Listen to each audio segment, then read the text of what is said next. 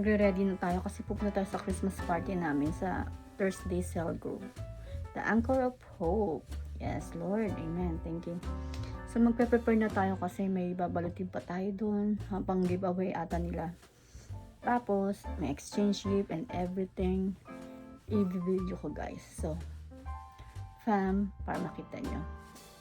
Thank you for watching Vlogmas Day 12. Natin, O Lord Jesus, sa mga pangunguna mo sa amin sa taong ito, Panginoon. Salamat, Panginoon, Inoong ko Diyos. Hayaan mo na sa aming pag-aawitan, walang ibang maitataas kundi ikaw. Ikaw lamang at walang iba, at bahala ka na po sa amin. Jesus, I belong to you. Ipagpapasalamat ngayon 2025. Ano yun? At i-declare natin sa ating bilang pag-ibig natin sa Panginoon. Sabihin mo naman sa Yun kanila. pa, oh. Sige na, nahihiya ako. Si ate, ano ba? Si Sorry. Kasi nakatingin ako naman Kaya ako'y nahanap ko yung susi ni Mama. Talagang Fruitful years Yes, again sa amen. atin. Dahil nga wala naman tayong gagawin kundi ang talagang idikit natin yung sarili natin sa Panginoon. Na talagang sabi nga, like a wind child. Alam niyo bang wind child na pag tayong bata ay yung ibinawalay mo, kahit na, alis ka dito! Hindi! Yung gano'n, kakapit pa yan dito sa iyong binti. Dahil nga, yung parang talagang gano'n ang Panginoon sa atin, you know? At gano'n ang gawin natin sa ating Panginoon at natin. Ididikdik natin, isisiksik natin sa ating sarili natin sa Panginoon dahil wala naman talaga tayong magagawa eh. We have to accept that. Yes, Ano man Lord. ang po natin, wala tayong magagawa. Wala na tayong pupuntahan at wala nang hihigit pa sa kanyang regalo sa atin. Ano yung regalo na yun? Yung buhay na walang hanggan. At yung buhay na walang hanggan na yun, kasi kung atin lang lilimin at ating we gonna look for, think about it, is eternal. Okay? Eternal. Kaya pag minsan mga kapatid, alam ko na dumadating sa atin ang mga bagay-bagay na hindi maganda, you know? Lagi natin lang siksik lang natin sarili natin sa Panginoon. Yun naman ang dapat nating gawin, ano? Yun naman ang dapat nating gawin sa ating buhay. Kaya nga bago ako magtapos, okay, halimbawa ito yung regalo. Itong regalo, ano ang gusto ninyong laman itong mapa sa inyo? Marami akong gusto. Yes. pasensya. For good health. Pasensya. Ano, ikaw, Manay Gina. Ayan, maligara akong gusto mapasa. O kung ano na dito. Lahat ng pamilya ko magaling ako gusto. Yes, Magdala kay amen. Kristo. Ikaw, Ako, ano po, Joy. Joy. Ikaw, Jules. Ikaw, Migalo. Ano? Contentment. Contentment. Ikaw, Love. love. Ikaw, Sister Karina. My husband serving in the church. Hallelujah. Ikaw, Same here. yeah. Ano para devotion for JR. Okay. Sana Ikaw, ano. Pastor. Pastor, Ano? Lagi yung peace. good health for the whole family. Okay. Ikaw, Mama. Gusto ko ito sa Panginoon Jesus. Para lahat na nandyan na. Okay. Yeah. Yeah. Kung meron man Kayo, bigyan. Pastor, ano Ako? Ako? Kung anong gusto ko? Na magamit lang ako ng Panginoon. Amen. Wala akong ibang desire. Okay. Yeah. Tama. Yan yung mga sinabi niyo. Pakipunta to sa Isaiah 9. Sa Isaiah 9. Na habang tinitingnan niyo doon mga kapatid, ang sabi doon ay Her screams haunting. A doorbell camera captures the moment police say Will see a great light. For those who live in a land of darkness, a light will shine. okay. Okay. The people, okay ulit nga. The people who walk in darkness Yeah. will see a great light. Yeah. For those who live in a land of deep darkness, a light will shine. Okay. Kasi nga, kung ating matatandaan, kung ating matatandaan,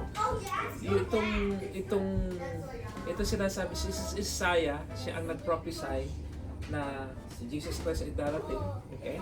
Siya ay papangayang kaya nagkaroon na ng fulfillment 'yon. Kasi ang sitwasyon kasi ng Jerusalem, ng sitwasyon ng ng people of God during those time ay talagang kung sila marami sa they are under the Roman Empire, yung iba yung buhay nila, oppressed dahil ng mga kaaway lahat ng mga tao, kaya nga sila nung mapakinggan nila na may darating na Misaya, may darating na Savior, that's why for them is ay talagang joy nga talaga ang kanilang nararamdaman. Kasi nga totoo naman, kasi ganun din naman tayo, di ba? Nung tayo ay bago tayo makakilala sa Panginoon, ano ang buhay natin? Ang gulo-gulo. Ang gulo-gulo. Lahat walang direction. Walang joy, walang lahat when the light comes, nagkaroon ng liwanag sa atin. Yung ating buhay na yon ay talagang nabago, di ba? Nabago yung buhay natin na yon.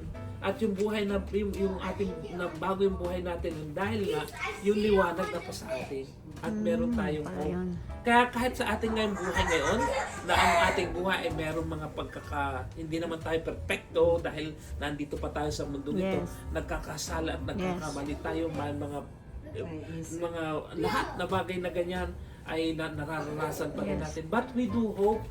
Dahil nga si Jesus Christ na pumunta sa dito, nagkaroon tayo ng pag-asa.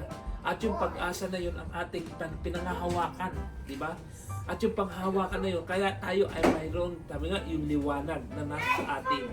Yung liwanag na nasa sa atin dahil si Jesus Christ, na kahit na anong dilim ng ating buhay na nakaraan, naging maliwanag. Yes. Dahil nga sabi nga si Jesucristo na pa sa atin. At ang sabi nga ng 2 Corinthians 9:7, 2 Corinthians 5:17, sabi, if anyone is in Christ, he is a new creation. The old has gone, behold, the new has come. Nung tinanggap natin talaga si Jesucristo, Jesus, bilang Panginoon at sariling tagapagligtas, nagkaroon talaga tayo ng hope. Okay? Nagkaroon tayo ng pag-asa. Na talaga wala naman tayong pag-asa. Talagang ang pupuntahan ng taong walang pagkakilala kay Kristo ay talagang impyerno. Yun ang sinasabi ng Biblia at yun ang ating pinaniniwalaan. But when we accepted Jesus Christ as a Lord and Savior, there's something shift that happened into our life. Okay? Sabi nga, if anyone is in Christ, he is a new creation. Ibig sabihin, nagbago na rin dahil ikaw ay bagong nilalang, anong nangyari sa'yo? Nagbago ka ng pananaw, nagbago ka ng motivation, nagbago ka ng mga plano, na dati kung noon, kung ikaw ay wala pa kay Kristo, pagka may kaaway ka, ay you want to make it even, ay di ka, pero nung ikaw nakakilala sa Panginoon, anong nangyari sa naging mapagpatawad ka. Yung mga plano mo noon, ang plano mo ay kagaya ng misis ko, gusto nang yumaman, Sinong ayaw? Sinong ayaw, di ba? But the good thing is, pwede naman tayo maging mayaman. Come to the culmination that each and everyone, and to God be the glory, because tonight, nakita natin ang katuparan ng pangako ng Panginoon sa ating mga pamilya. Like Sister Gina, yung mga kapatid niya, yung kanyang mga kapatid ay nakakilala sa whoever thought 20 years na nasa drugs, okay? Pero Panginoon ay gumamit siya ng kaparaanan, nagawa siya ang kaparaanan upang dahil at alam ko na yung kanyang patutuo na yun gagamitin sa mga taong katgaya niya, na siya mismo magsasabi, patutuo niya na ako ay ganito for 20 years, but to God be the glory. God has not done yet, and because of amazing grace and God's loves me so much, ay binago niya ako. Amen. Binago niya. The same thing with us, gagamitin niya. Kaya to God be the glory, at ginagamit yung kanyang salita kay Sister Karina na yung Amen. design ang kanyang cry for so long.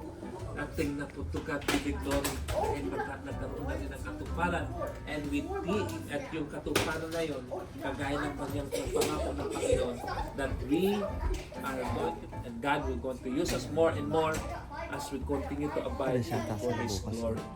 Amen. Amen. Christian sa'yo. Amen. Alright? Okay? At patuloy mo pong gamitin ang bawat isa sa amin para sa iyong pagpapasal. Kaya sa gabing ito, Lord, marami pa po kayong mga dapat mahiling, pero ikaw po ang nakababatid at nakakaalam ng lahat. Bumili ako nito sa sa Costco. Alin? Ang daming peppers. Para siyang spicy. Kanya lang pinili nyo? Hindi, frozen. Binake ko lang. Open mo kaya. Season na siya. Lupya yan sa akin. Yan. Paborito ko, oh. Inuyos niyo. Sayang. Ay, dumikit.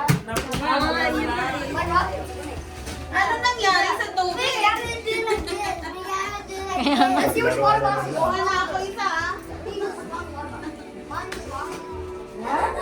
asan na yung pang-video okay natin? Hindi po.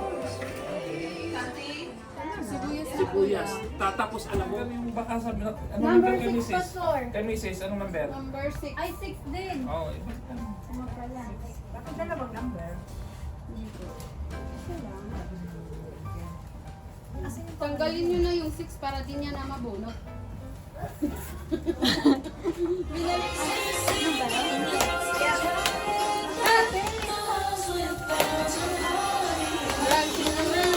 Sisiraan yung mga boxes ko ha. Kaya sa akin. Okay. Pwede gagawin yan. Kaya niyo ba sirain yung basura?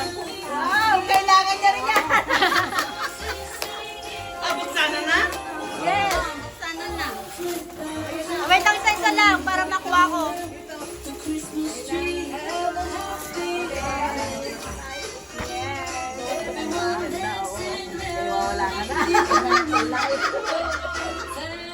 Wala na siya. Wala na siya. Ay!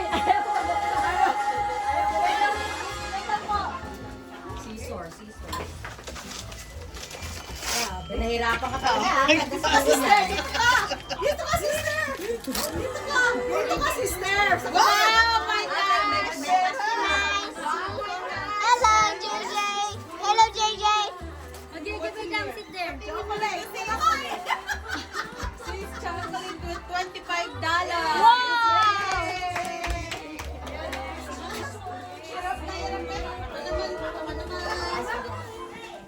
Is it a park?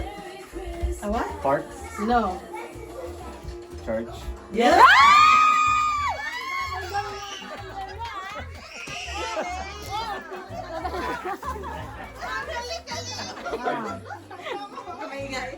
Tao. Tago mo. Yeah. Itago mo, makikita sa side. Ay susuot. So, Yung I can wear. Parang mahirap. Mahirap yan. Mahirap yan. Madali yan. Hindi. Madali yan. Kasi wala naman nakalagay na Sa kategory. kategory. Wala kategory nakalagay eh. Kaya mahirap yung pagka. Oo. Tao. Yeah. Ayan! Lalaki. Yes! May posisyon sa gobyerno. Ang lalim. Ang lalim ni Pastora. Ito eh. Hindi, wala. Wala. Hindi pwede siya magkaroon ng posisyon. Hindi! Hindi. Wala siya. Nilituin mo siya eh. Wala siyang position. Sa tao, bakit? Tao. Lalaki. Teacher. Sister. Pwede, kasi nagtuturo siya eh sa mga... Pwede.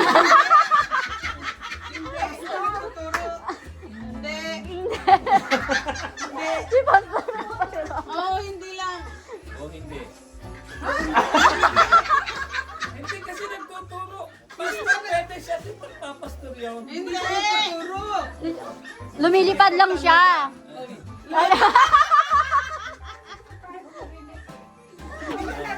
Tao. Lalaki.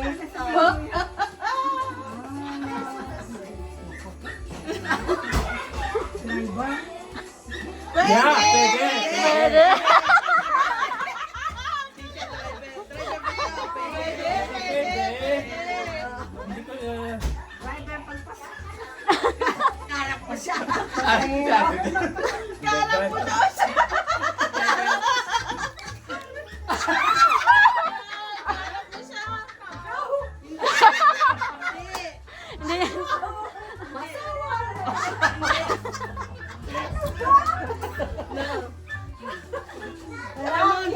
Mahirap ba?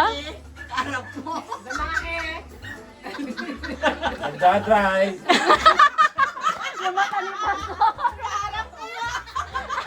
Table pass. Ayan, ay tip na. Driver nga. Puti nga daw, balbas. Balbas. Si Mother. Tabantaw si Mother. Santa. Santa. Di ba nagtuturo siya? Nakuha niya ba? Santa. Ay, wag na ako. Ito si Benny. Ay, dati din. Ikaw na lang kasi dito. O sige. Tao. Hindi. Bagay. Oo. Ang hirap naman ng bagay. Sabi ko sa'yo, mahirap yung bagay eh. Pwede. Pero mabilis. Pero hindi. Hindi. Sa labas ng bahay. Pwede. Pwede sa labas, pwede sa loob. Naku, ang hirap pala nito. Diba, mahirap pag yun na nakaupo. Wala sa loob ng bahay. Andito. Pwede sa loob. Pwede. Wala. Hindi. Living room. Oo. Pwede. Ha? Yes. Tagalog. English. English. Hindi, pwede. Wala.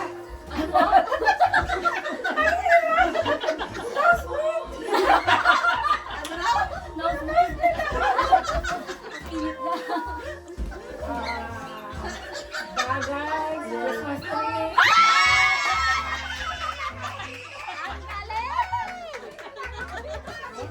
Hindi. Adobo? Manok? Isda?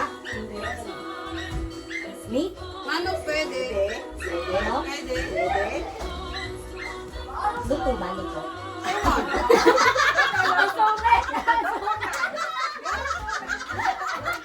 Apilada? Hindi.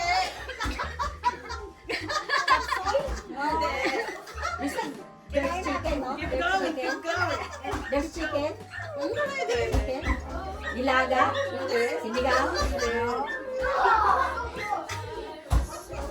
Nag-apritada. Ano ka ba manok? Grabe ang lang. Tinola. Nakaka-blackmail, no? Nga.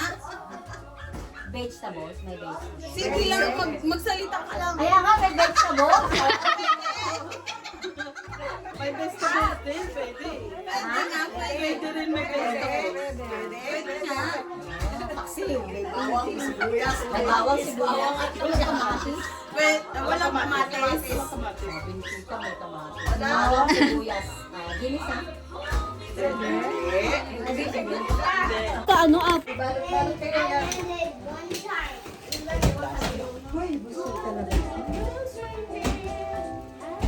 Taga Bulacan. Ay, ate. Kailan ka uwi? Tagal pa. Pag-uwi ka. Ano? Ay, nandun. Pag-uwi ka, Jen. Si Ate Del din, natatawa kay Ate Del. Sabi, ang hirap naman din. Sobrang ang nalulunod. Pero pag ikaw yung nag-uula, kaya nga eh. Pastor! Ay, maanda. Kotse? Kasi tao eh, nasa Bible eh. Sister. Kaya yun na. Diba ne? Di ba? Anay mo lang lahat ng ano. Laki naman yung mukha ko. Saka natin nag-share sa atin. Ha? If I give you 20, I'm gonna have 0. You're gonna have 20. Okay.